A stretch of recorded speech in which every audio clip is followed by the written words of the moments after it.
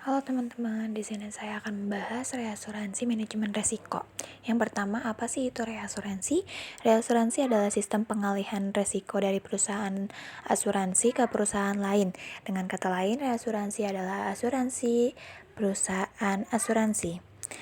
Ada 4 jenis metode asuransi yang digunakan di Indonesia, yaitu reaktif, kuantitatif, fakultatif, obligatory, dan polis. Jenis-jenis tersebut adalah reaktif. Dalam metode ini, perusahaan asuransi wajib melimpahkan risiko kepada reasadurnya. Biasanya dalam periode 12 bulan, metode ini dimiliki dua jenis proporsional dan non-proporsional. 2. Fakultatif. Dalam metode fakultatif, perusahaan asuransi dapat melimpahkan seluruh atau sebagian risiko kepada reasuradus. Namun, gak ada kewajiban perusahaan asuransi untuk melimpahkan risiko tersebut. 3. Fakultatif obligatori merupakan perusahaan asuransi membebaskan menentukan apakah kamu mau mengalihkan risiko atau enggak. Kalau ia memutuskan mau mengalihkan risiko, wajib menerima selama risiko tersebut sesuai perjanjian. Yang keempat, ada polis. Polis itu bentuk perjanjian antara beberapa perusahaan asuransi untuk menempatkan jenis asuransi tertentu secara kumulatif ditempatkan dengan reaktif bersama. Metode ini biasanya dipakai dengan asuransi beresiko tinggi, misalnya asuransi penerbangan atau asuransi kecelakaan pesawat. Tujuan reasuransi itu ada pertama, capability boosting, terbatas kapasitas perusahaan asuransi untuk menerima jumlah pertanggungjawaban yang tinggi, yang kemudian akan diperbesar oleh fasilitas perusahaan. Yang kedua ada removal of uncertainty, dapat membantu perusahaan asuransi menstabilkan tingkat kerugian dengan menghilangkan beberapa ketidakpastian seperti frekuensi dan kapan kerugian akan terjadi serta berapa besar kerugian yang akan dialami.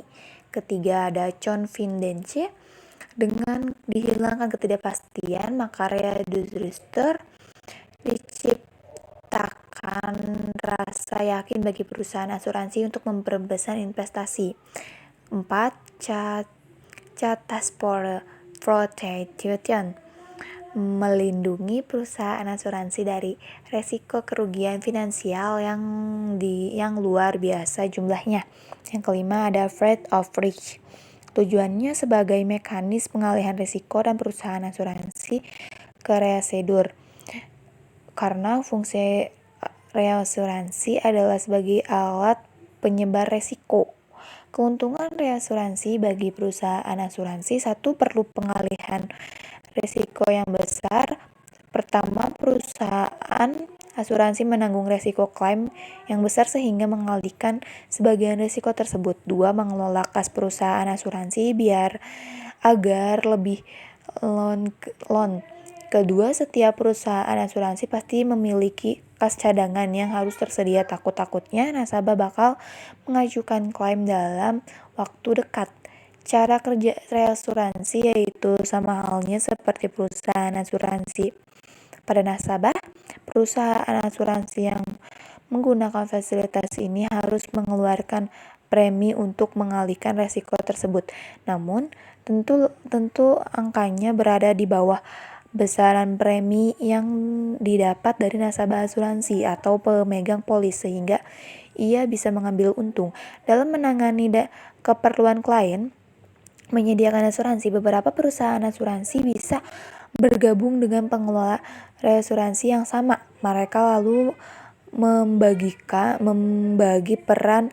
Ada leads-nya, pihak menentukan kontrak dan premi, lalu sisanya menjadi following user mengambil bagian dalam pengelolaan reassure.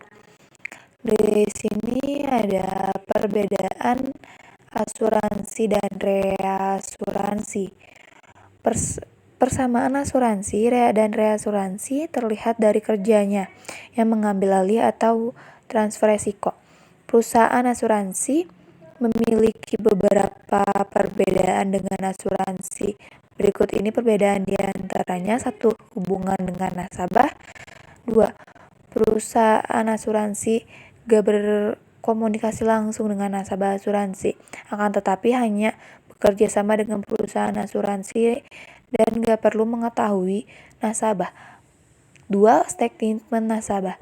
Kebanyakan asuransi menyasar segmen retail business to customer dan korporat dengan kompetisi tinggi, makanya selalu aktif beriklan dan branding populer di masyarakat. Contoh dan yang terakhir ada contoh perusahaan asuransi Indonesia, yaitu PT Maskapai Asuransi Indonesia Tbk. 2. PT